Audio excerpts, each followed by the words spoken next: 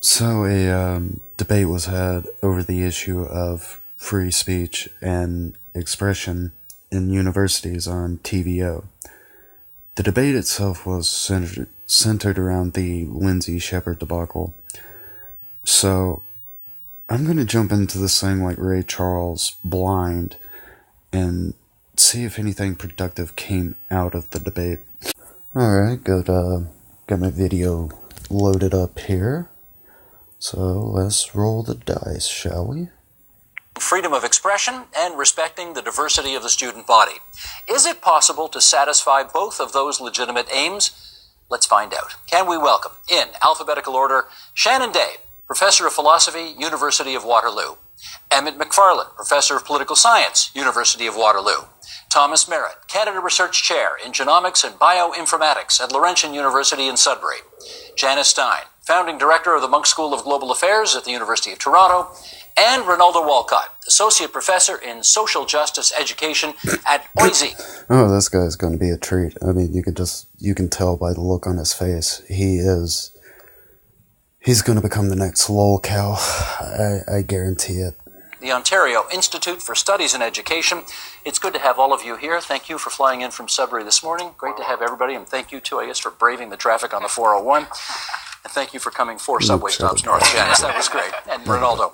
I want to start, actually, Janice, with you because, and I'll put this gently, you have the most teaching experience, I suspect, around this table. Way to put that. Nice way to put it. How have you seen this issue of respecting the need for free expression on campus with the need to create safe spaces, take into account everything about a student's ability to learn over your time in teaching? There's certainly a change. And in some ways, it's a very good change, and in some ways, it's not. What's the good part? So the good part is that there's an explicit recognition, and here's the good part. Certainly in the university in which I work, that freedom of speech is the defining value for the university. It's what we're about, and it's core.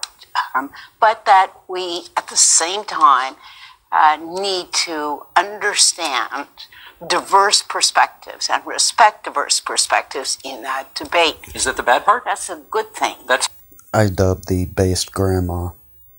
And that's we're still right. in the good part here. We're still in the good part. So what's the bad part?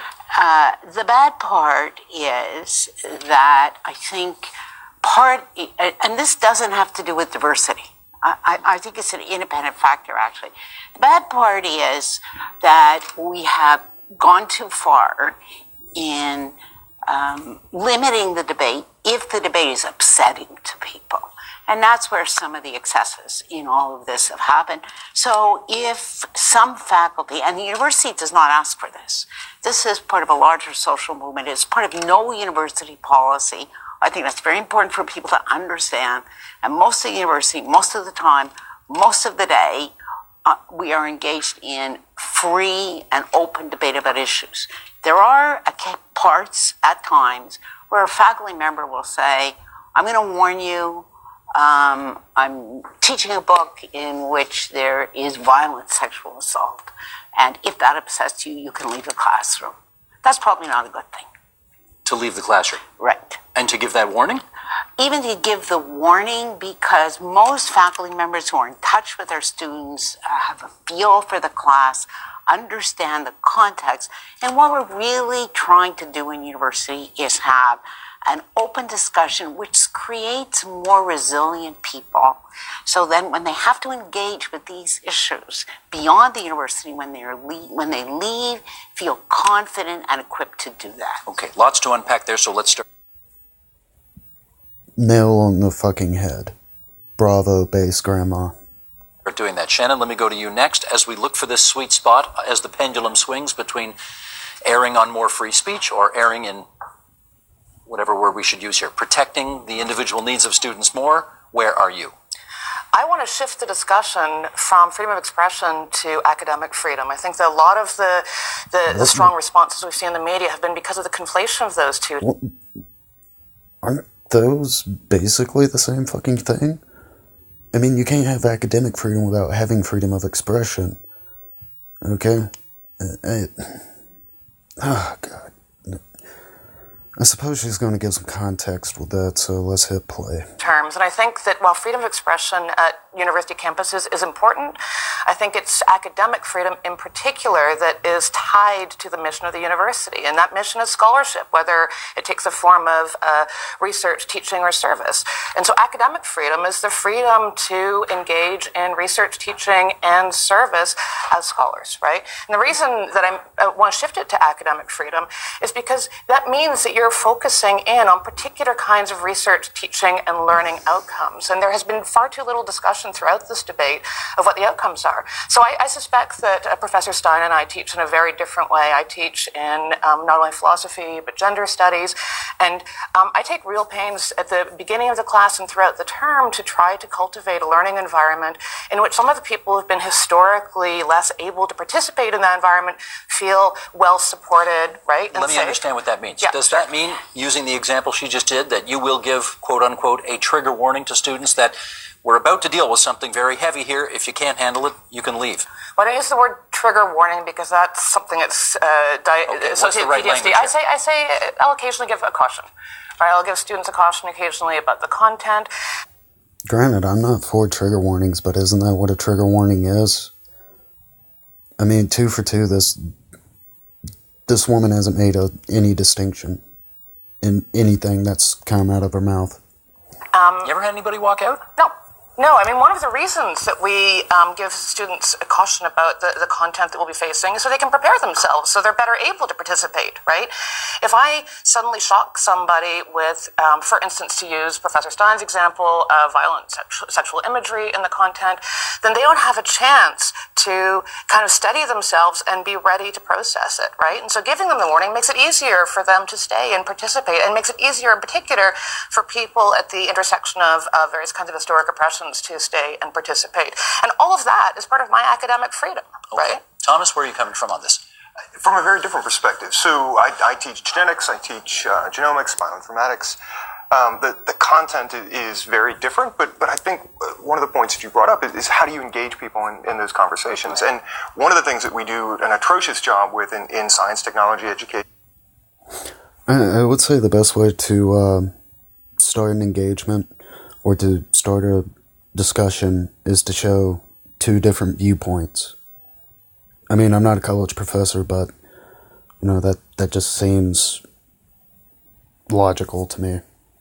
In math is diversity, just broadly. And sort of I am the epitome of the problem with STEM, right? So I'm a straight, able-bodied white guy, and there are lots of us in science. What? How? How are you a problem? You being a white, able-bodied, heterosexual male, it plays nothing into you being a scientist or being in STEM. That was your personal choice. You went to college, you got the diploma or the degree, and you became a professor. Sorry, tongue-tied. Same thing for anyone who is in STEM that is black. If they want to do it, they can do it, but they got to put fucking effort into it, I guess. Anyway, I fucking hate this white guilt bullshit. So how do we improve that diversity? And part of that is how do you get people to speak up in class and actually have a voice and have a discussion? And then as a professor, how do I promote that in a genetics class, which is not necessarily, traditionally an area for discussion? And I think it's one of the things that we're learning how to do over the last 10 years, 20 years. How do you start those conversations? How do you engage people? And then as an individual, how do I, as somebody who does not embody diversity, do a better job of being an ally and try to support that and grow that in the classroom? And part of that is just starting those conversations. You don't have to be an ally. Nobody needs an ally if they want to go into STEM. All they need is gumption. Really, they need will. They need to get up and go to do it. They don't need you. They don't need the poor downtrodden minorities do not need the divine white man's help. They don't. Can I actually do a follow-up here that is not designed to embarrass you, but I've sat through your classes before, so I know how you teach. And while you don't, obviously, in the field of your study, deal with issues that these two would, your stuff is a little more technical, but you do drop the odd F-bomb, and you are a dramatic performer in class. Have any students expressed any discomfort to you because of that? They haven't. I am conscious of the fact that at some point I will offend somebody. And I think that at that point I will have to figure out how to really graciously and appropriately apologize. And that's part of the game. In the sciences, I think that... No, you won't have to. If what you're saying is fact, you don't have to, okay? They can get pissed off at facts all they want, but it's not going to change. It's not going to make it anything less than a fact, okay? If they get offended with it, then that's them, not you. That there are ways to engage students. And genomics is actually a really engaging field, and it's a pretty easy thing to get people excited about the genetics of you and the genetics of us.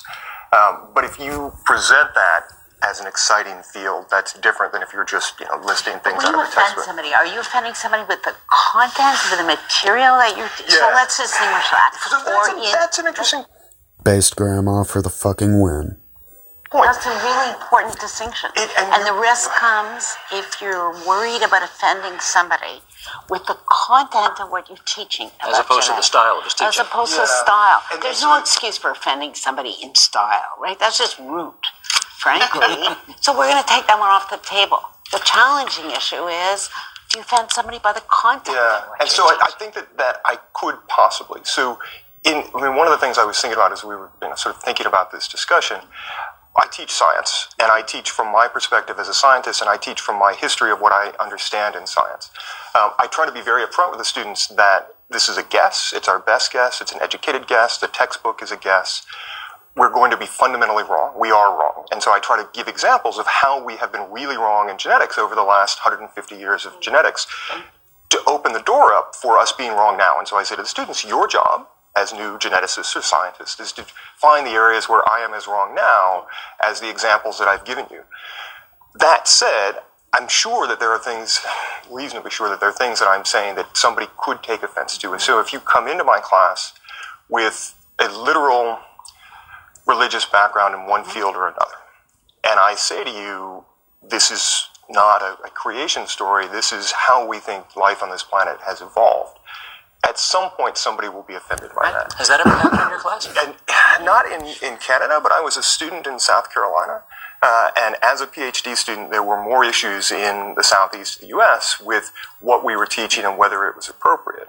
Now, okay, hang on a second. Hang on, Janice. I got to get these other guys in. They haven't said a thing yet. Okay, Ronaldo, come on in here and tell us what your view is on how the pendulum, as Janice suggests, has swung too far to the let's protect students from as opposed to let's let free speech bloom.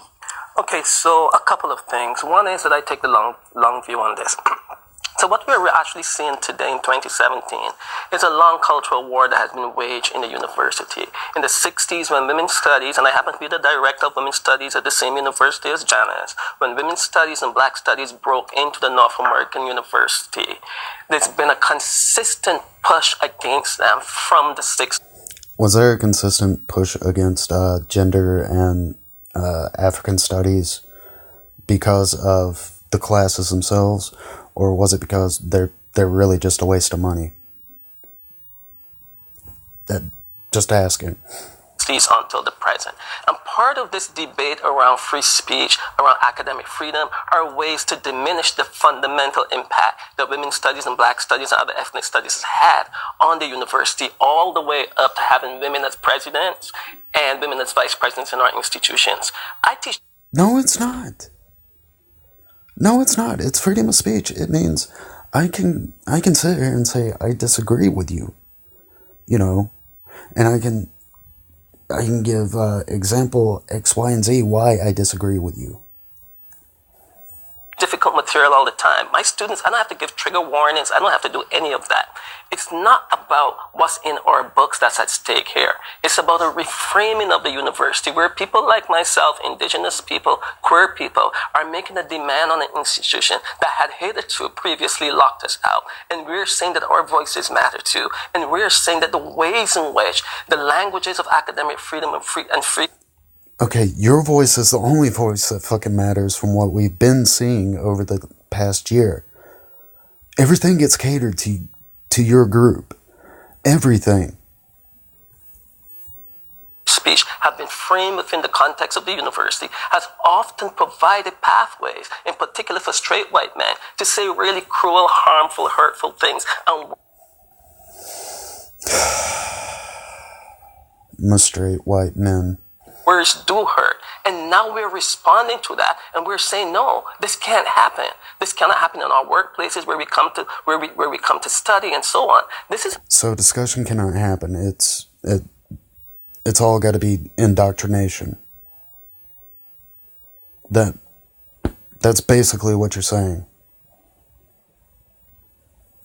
A cultural war that's being waged within a particular institution, and we should be extremely clear about that. This is a pushback against the ways in which academic scholarship has actually revealed the underpinnings of the university as a kind of white supremacist logic.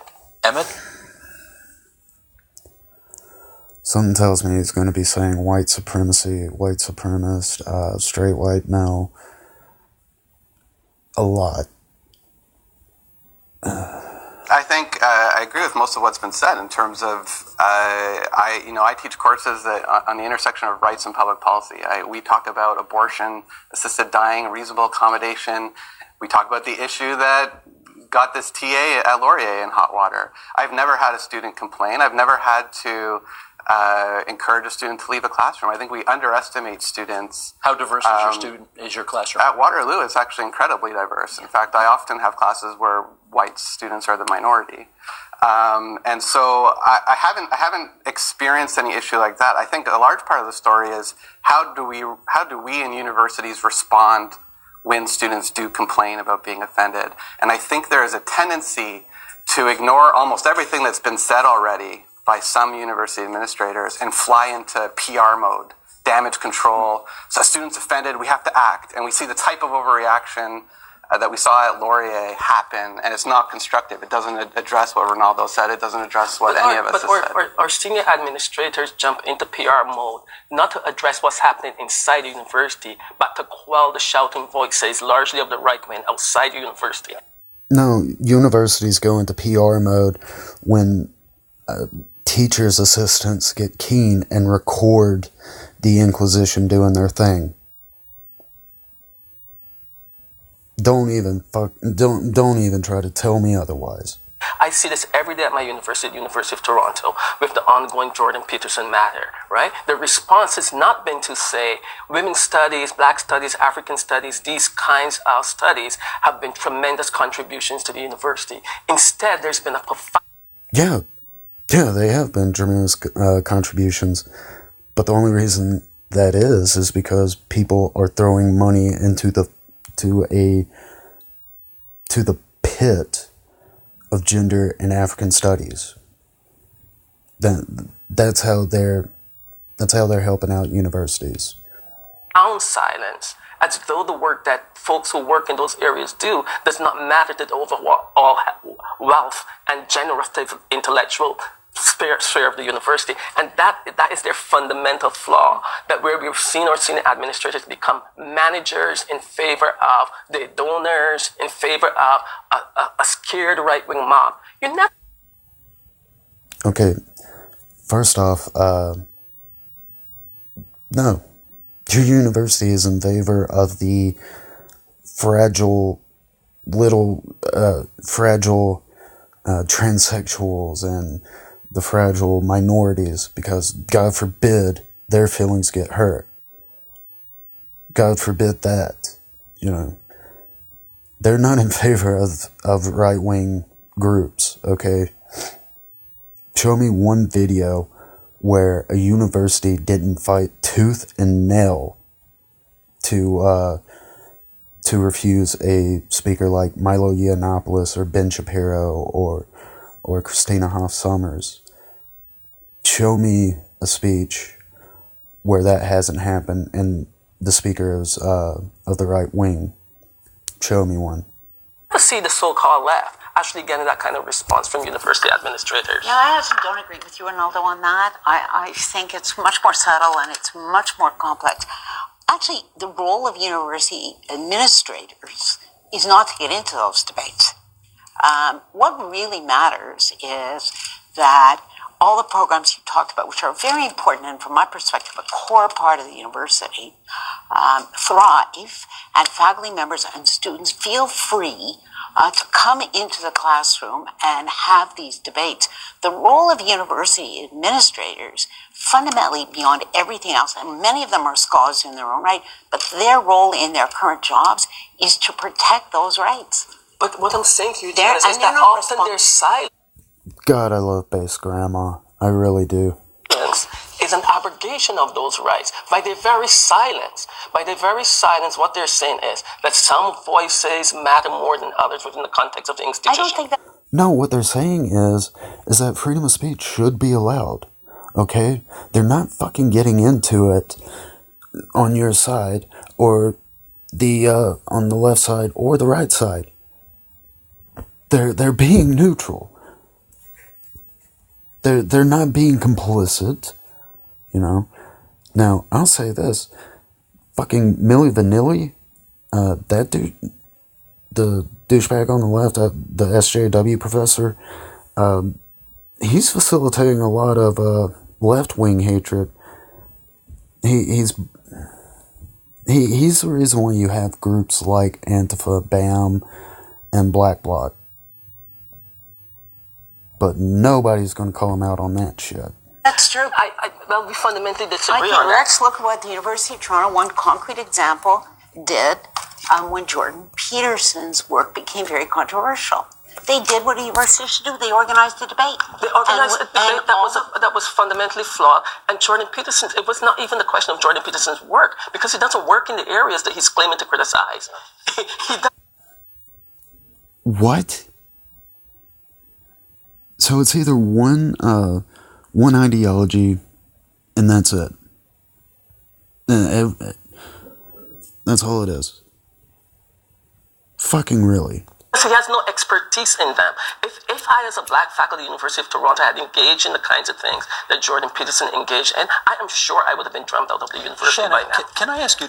If you did the exact things that Jordan Peterson did, no, people would look up to you because you would be one of the sane voices.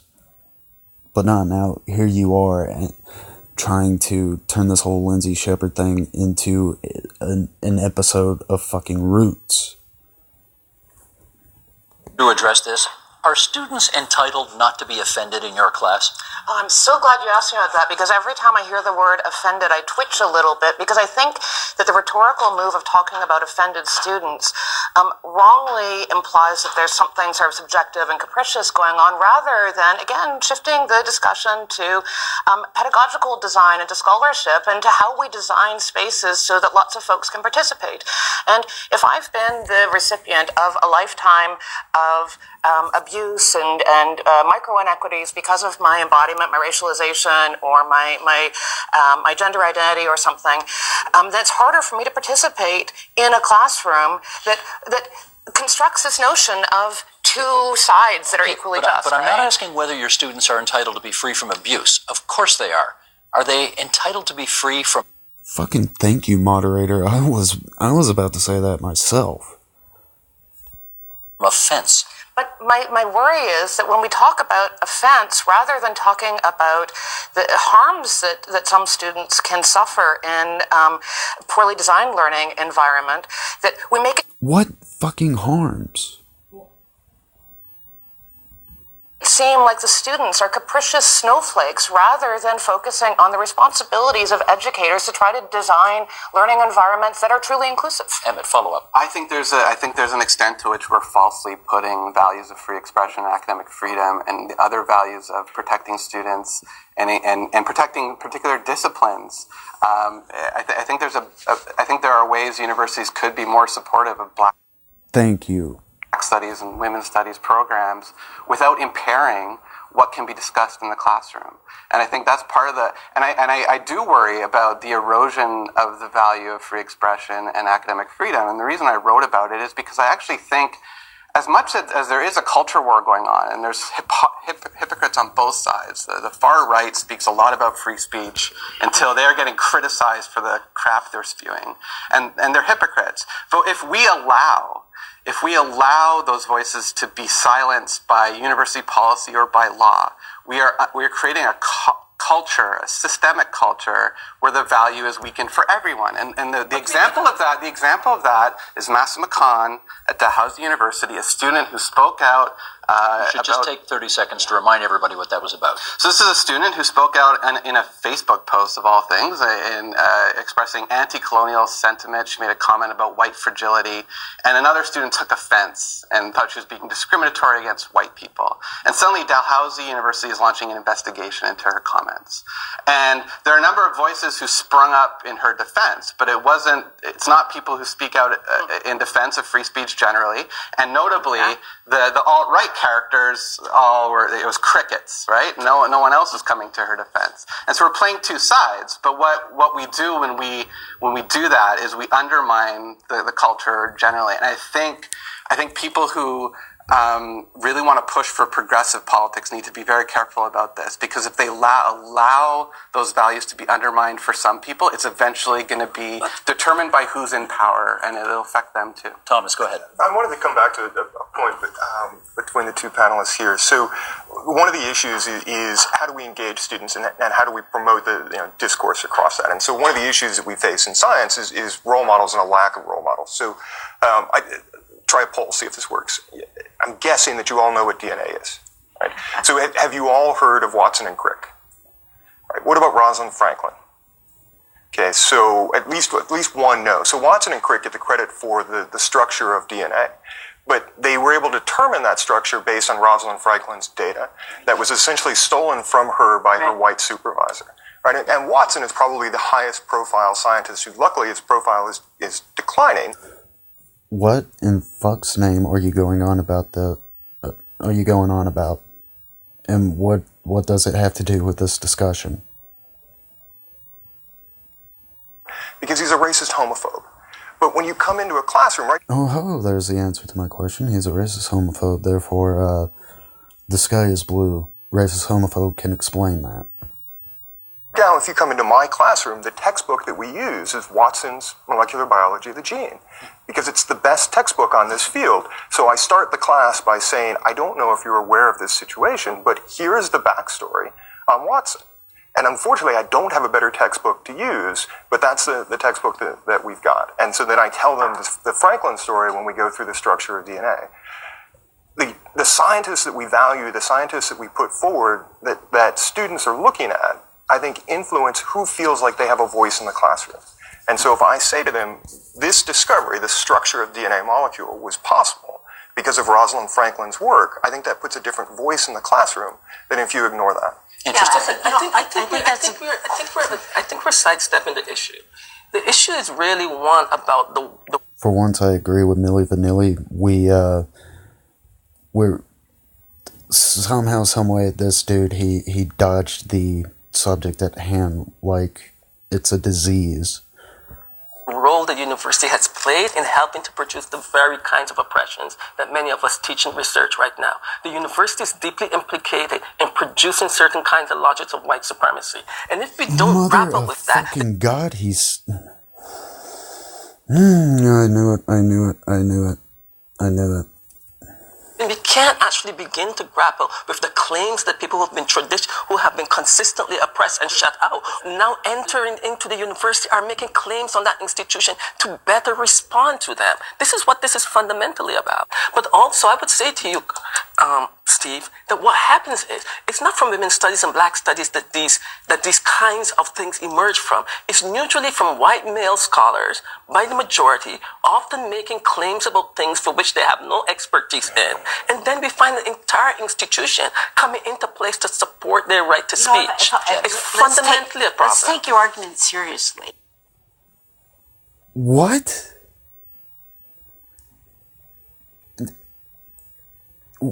What? Something tells me that dude ate paint chips as a kid. And engage and say, if there are scholars in the university who have no expertise, as you claim, who are speaking and writing about things which they are not really qualified to speak about, it's precisely when there's free debate and academic freedom that kind of shoddy work is exposed. And that's what... Base grandma, 2 points. I want to agree with what it is. The marketplace of free ideas has not consistently worked for non-white people. You should be honest about that. Well, I think we're again, there's a... How is it not? I mean, it's not work. It doesn't really matter if you're black or white or a fucking Martian. It doesn't matter. It can benefit you if you use it. Confusion here. I think having, you call it marketplace, and I don't. I call it an agora, which is a different thing, but an open public square, not a marketplace, an open public square of free debate, not only for faculty members, where academic freedom has been, but for students. Students also have to feel free to say things that may be unpopular, may be unconventional, may be risky. But not illegal. No, of course not illegal, right? 200 years ago, we had marketplaces and agoras where people debated other people's humanity as well. Right now, what we do is in classrooms, we have people debating whether or not trans identities are viable identities. But that's how universities... Who the fuck is debating humanity? They're debating identities. The fuck? Evolve, and that's how they improve. Exactly, and they evolve by also saying that some things are intolerable. What is the fear of saying that some forms of speech are intolerable in a world where we already have limits on speech? We've seen it happen.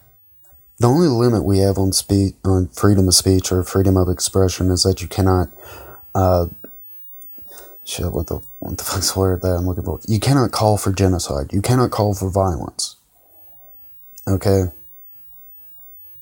Furthermore, nothing is intolerable, or hell, I said it in my first video on the whole Lindsay Shepard, Wilfrid Laurier thing, but nothing should be put above or below discussion. Nothing. You know, unless you just really want to come off like a dumbass every time you have a discussion about certain issues. But in the university around BDS, we've seen it happen around Israeli apartheid. We've seen the university in many skillful kinds of ways limit speech. Let me jump in here with this and get you to comment on it. But they have.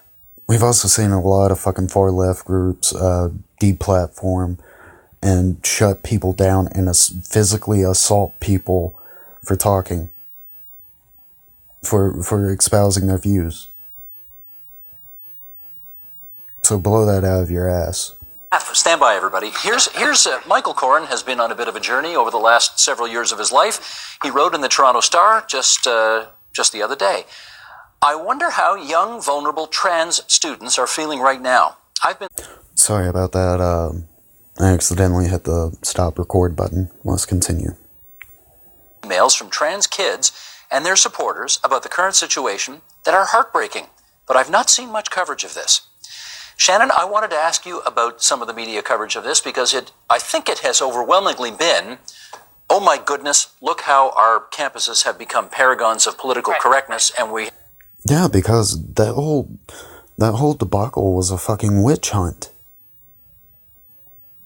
They had no logical reason for nailing Lindsay to the wall like they did. Have no more free expression, and we're all going to hell in a handcart. What do you think's happening on the other side? Yeah, well, exactly. I mean, I've been really concerned about the general effacement or discussion of trans and non-binary students in the media and public discussion about all of this. The reason that the Peterson video was contentious at all was because of the worry that it puts already vulnerable students in a more vulnerable position, right? Now we're kind of doubling. Stop handling them with kid gloves. They are adults. They can take it.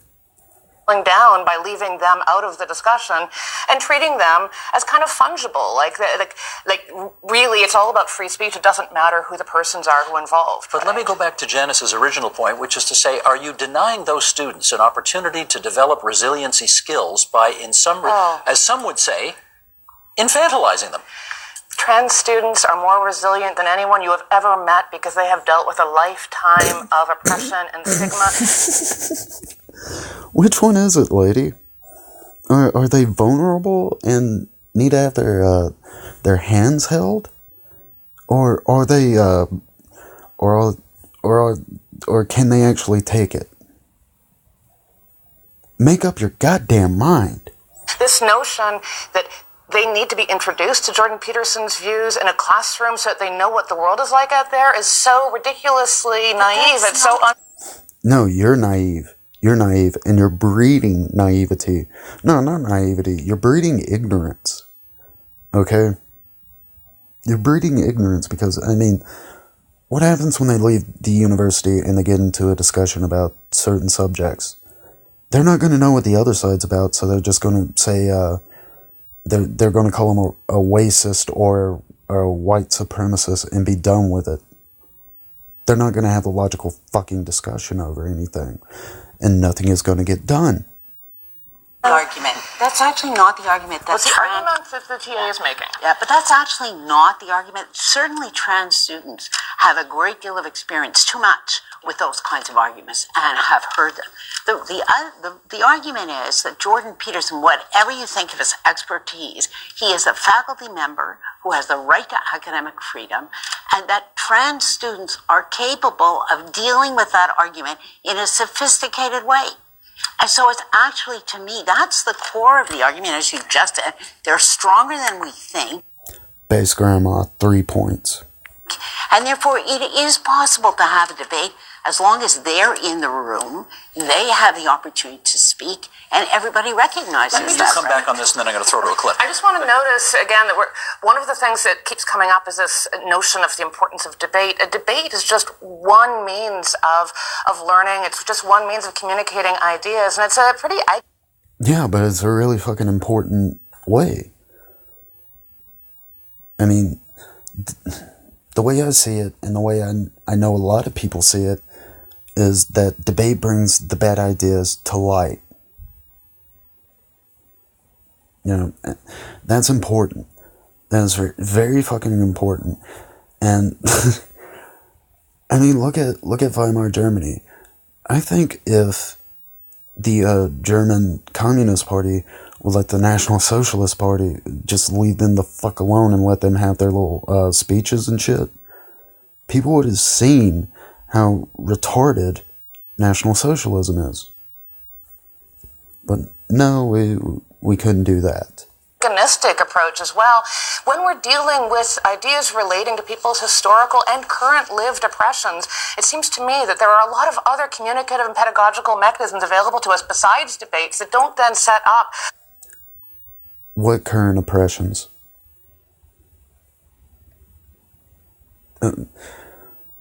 What current oppressions? I ask you. Because in 2017, from what I've been seeing, the people you're talking about have every fucking thing given to them. And yet nothing is good enough. They'll still bitch for more and more and more and more. a polarization and tend to oversimplify. Okay, let me jump in. It must be clear that it's morally and ethically bankrupt, to put this in as harsh terms as I can, to debate other people's humanity. If we can't begin there, then there's something fundamentally wrong with the university as an institution. Let me jump in here because nobody is debating anybody's humanity. Why you keep... This motherfucker is... Goebbels would be proud of this son of a bitch, I swear. this became an issue on the floor of the House of Commons not too long ago. The leader of the opposition asked the Prime Minister a question about this. He punted it to his science minister, and here's how the exchange went. Roll it. Mr. Speaker, will the Prime Minister join me in condemning the egregious crackdown on free speech at Laurier University? Hear, hear.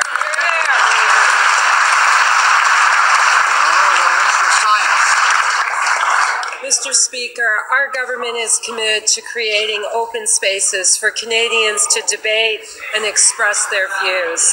In a free society, we may disagree with the person's views, but we must defend their right to hold them, unless those views promote hate. Intolerance and hate have no place in Canadian society or in our... Who's promoting hate, you ditzy bitch? Nobody is. Post-secondary institutions. We will continue to fight to ensure the charter rights of Canadians are upheld and that every Canadian can feel safe and secure in their community. Emmett, I'd like to know if you know what the minister's position is on this issue. No idea. I'm concerned to see it become a bit of a partisan cudgel, right? So there were Liberal members raising questions about a talk or a debate about abortion at a Catholic university that had been shut down, and Conservative members throwing about this, and it's the same hypocrisy I was speaking about earlier, right? So we value speech based on the content, not based on the principle, and I think that's a big problem. I do want to go back a little bit to something Ronaldo was saying earlier. I don't think it is all useful, appropriate. I would agree. It would be morally bankrupt to conduct a debate in class about a particular group's humanity. But I don't think that's necessarily the sum total of everything that emanates out of Jordan Peterson and the issues he raises, no matter how odious we may view them.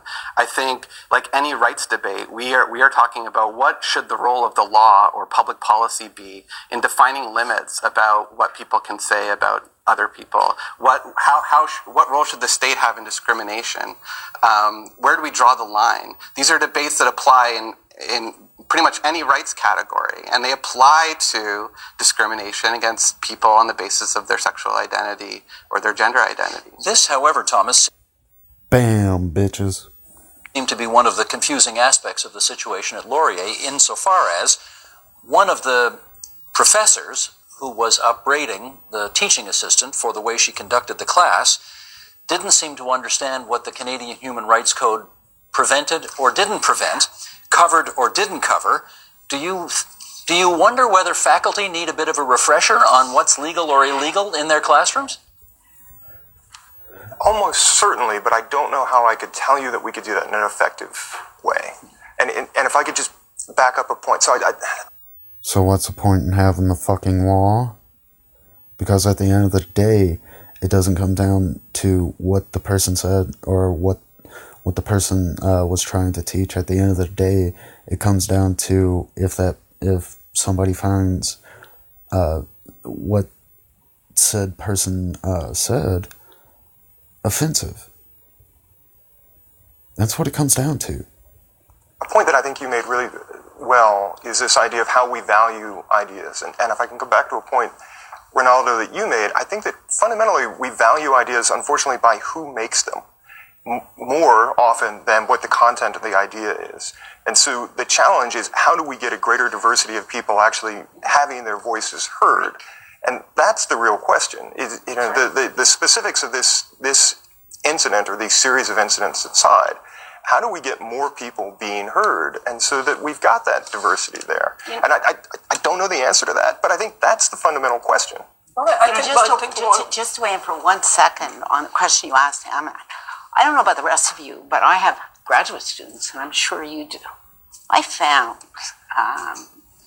that the role that faculty played in that meeting toward their own graduate student was really surprising. We have an obligation to our graduate students, all of us, to educate, to be supportive, to help them learn. And the adversarial tone in that meeting, now we only know about it because it was a recording. She taped it. Yeah, which there's a whole set of ethical issues around that. But nevertheless, stunning to me as a faculty member, leave aside all other issues. Damn straight, base grandma. Damn straight. If Lindsay didn't record that, we wouldn't hear jack shit about it. This was his graduate student, and there was this quality of tone to a graduate student, which frankly, talk about, was not what any of us would describe as a supportive learning environment. I think that two purposes got conflated in one meeting in a really unhelpful way. We talked about this a little bit in the green room. On the one hand, all Ontario universities recently had to create new sexual violence policies and hire sexual violence coordinators, and because of an Ontario legislation, Bill 132, and we were forced to move very quickly, and so this was the kind of first real test of that quickly written policy and the quickly built office at Laurier. But according to the Laurier policy, once a complaint is made, that office has to get involved. But another thing that was happening in the same meeting was academic supervisors of the graduate student offering feedback on the student's pedagogy. I happen to think the pedagogy was bad. I don't think that I wouldn't rule out ever showing that video in a classroom, but I think that given the intended learning outcomes for that class, it was bad pedagogy. But I think that it muddies the waters too much to bring in a pseudo-disciplinary discussion about sexual violence policy with a staff member at the same time as academic supervisors discuss pedagogy. I think I think the two meetings would have made it better. Ronaldo. Let's say his name, Professor Rambakuchen, found himself in a very My God, let's see what Milli Vanilli has to say. difficult situation. He's also an untenured man of color. And we know, I've been a professor for over 2 decades. I know that as a young, untenured black professor, when I had white TAs, they often felt that they could do the course better than I could too. And they often overstretched their own responsibilities as TAs. Are you sure that's what they felt? So you can fucking read minds. Has anybody told you that they could do the course better than you, like directly to your fucking face, or is that just a feeling you have? I am sure that in the context of this one particular incident, that there's much more surrounding that professor's own experience with this young white woman. That sheer race disempowerment speaks to these longer, deeper histories again, that the best academic and scholarly work in women's studies, black studies, and other, what I'm going to have to use this term, sub-all disciplines have been raising, which is that, we see that kind of response when it's a young white woman. We see that kind of response when it's a white woman.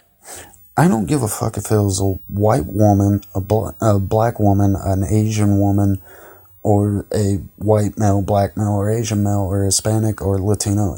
I don't give a fuck what the person was. What happened to Lindsay was fucked up. Okay, and the only reason that got any response was because she got keen and she recorded it. That's the only fucking reason. It's not because she's white. You dick. Scheer did not raise Khan in Parliament, right? And it's not just about hypocrisy. It's about a long, embedded history of who matters, who counts. This is about a culture war.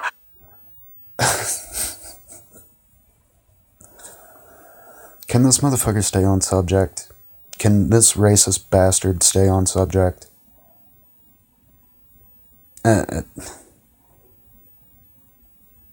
I mean, fucking A, we're talking about freedom of expression and freedom of speech in universities. We're not talking about, like, fucking cotton fields and shit like that. You dick. We're where representative democracy has had to yield more space to people who've been normally shut out. And as we come into these institutions and we ask for their transformation, things are beginning to fray. The university, as it looked in the 60s, it looks different now, and 20 years from now, it's going to look different. Different again. Exactly, and you know why 2017 looks different from the 60s? Because people were having fucking discussions. You fucking lobotomite. We should be prepared for it. You know, I think that the Khan case is an example where the same principles apply as they do to Lindsay Shepherd.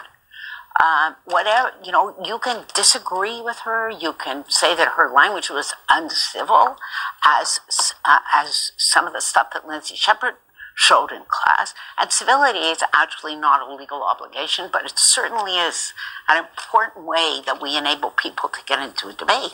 But if for anybody not to defend her, who would defend Shepherd is, as you say, absolutely hypocritical. For me, they're exactly equivalent.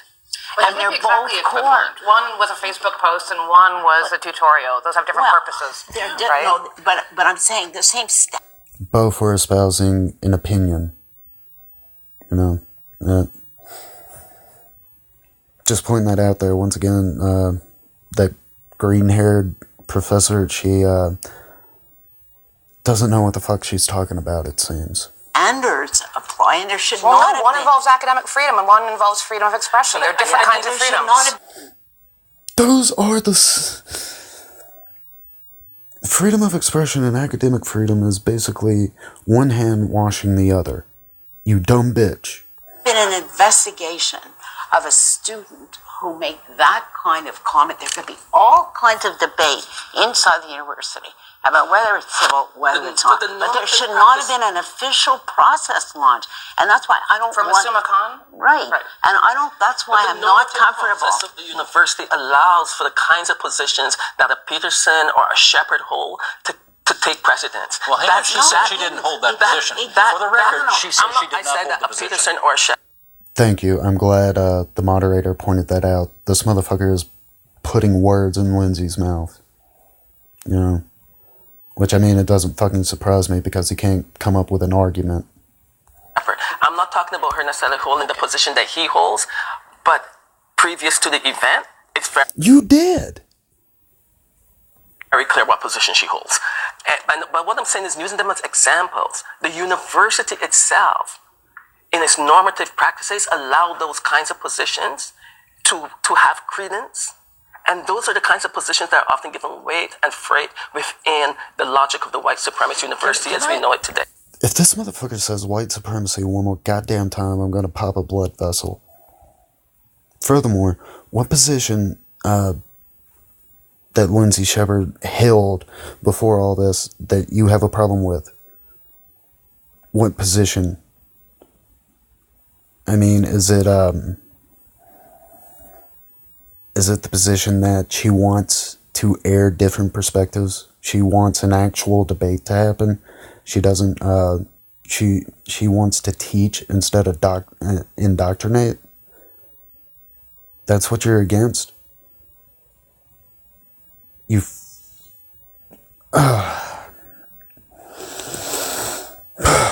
Onward. Emmett, can I understand from you, do you think all of what we've been discussing here is a genuine fear that maybe your students actually experience, or is this something that sort of is superimposed from the outside world and you happen to be the cauldron where it's all happening right now?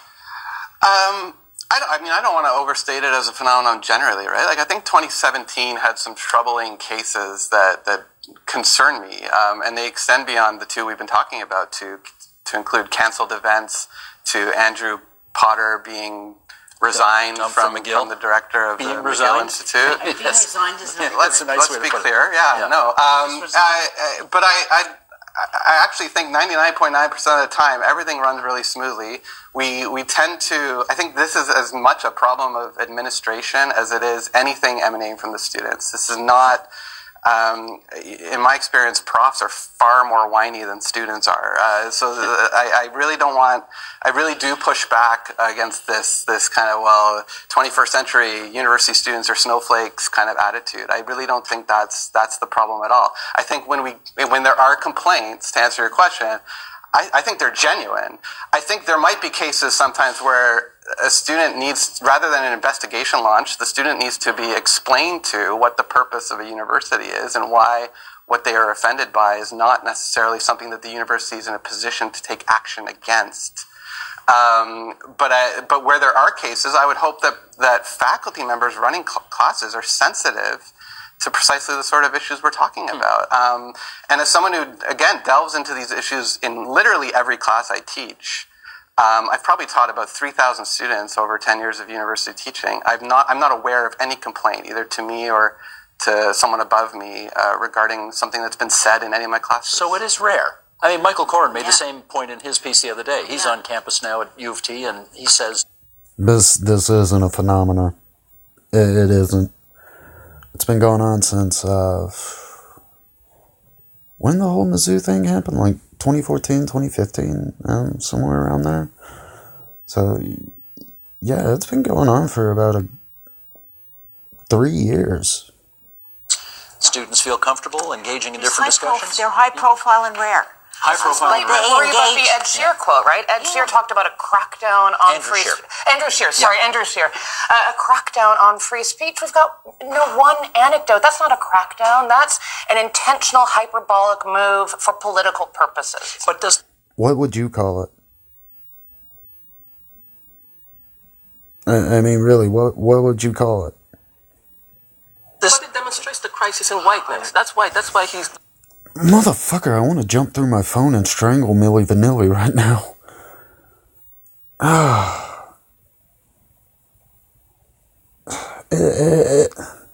Every fucking thing that comes out of his mouth is white devil, white devil, white devil, white devil, white supremacy, racism, yada. That or he just goes off into the fucking weeds. That's why he's doing it. Much of this is about the crisis of whiteness taking place in the context of the university. What's the crisis of whiteness? The crisis of whiteness is that white people are no longer allowed to simply say and behave in ways that they could, for instance, in the 50s in the context of the university. We now push back on it. We now call it illegitimate. We now call it intolerable. We ask for better behavior, better practices, better policies. Don't most university students know that now? But actually, we keep talking about university students like if they're empty vessels. Those same students bring politics too. They bring their own political positions too, right? Exactly. They bring their political positions to be challenged. Now, I mean, from what I understand about Canada, it's a pretty left-leaning country. So I would say 9 times out of 10, a student who goes to a Canadian university isn't being challenged.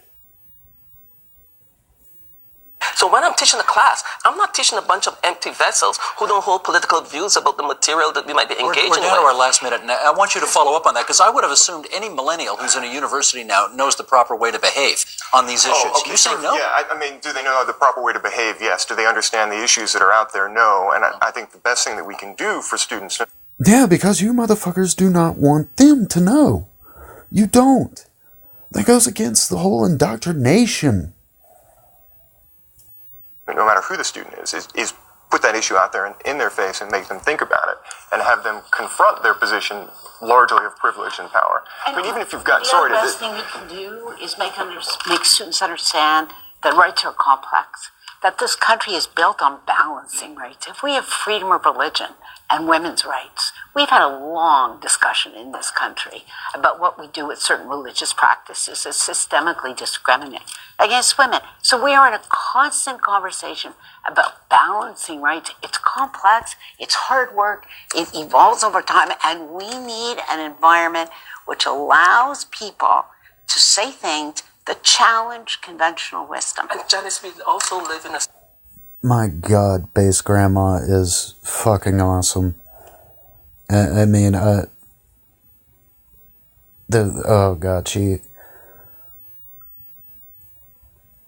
I just fucking love her. I knew I was gonna love her, like, at the first time that she spoke. state and a country that continues to engage in forms of state discrimination, right? Carding is still real across this country, and so on. Yeah, one of the ways is affirmative action, but you're never going to bitch against that. So these questions are not simply questions that are neutral. These are not simply questions of we all come to. Of course, but this is not a question of challenge. What I'm challenging is that this is not just about students. I can't challenge the clock because it's run out. I want to thank all of. So, is it or is it not about students?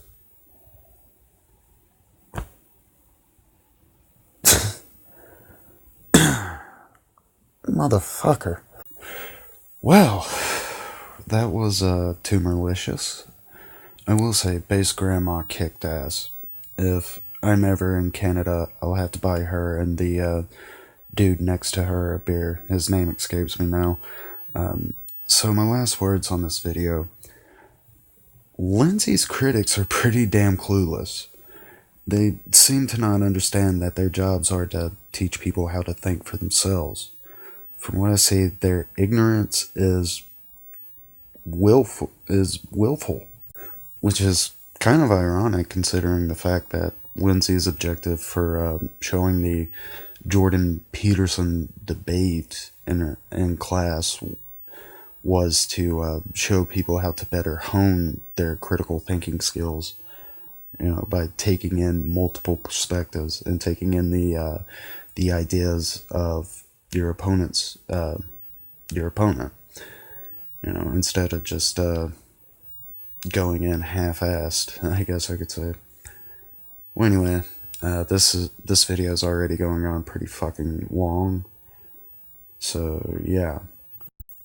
Hey guys, Red Triangle here. Welcome to the end of the video. I'm glad you made it. Anyway, if you like this video, be sure to hit that like button, subscribe, and most importantly, comment below. Not because I want my stuff to hit the front page of YouTube, but because I genuinely have an interest in what people have to say. Thanks for watching, and peace.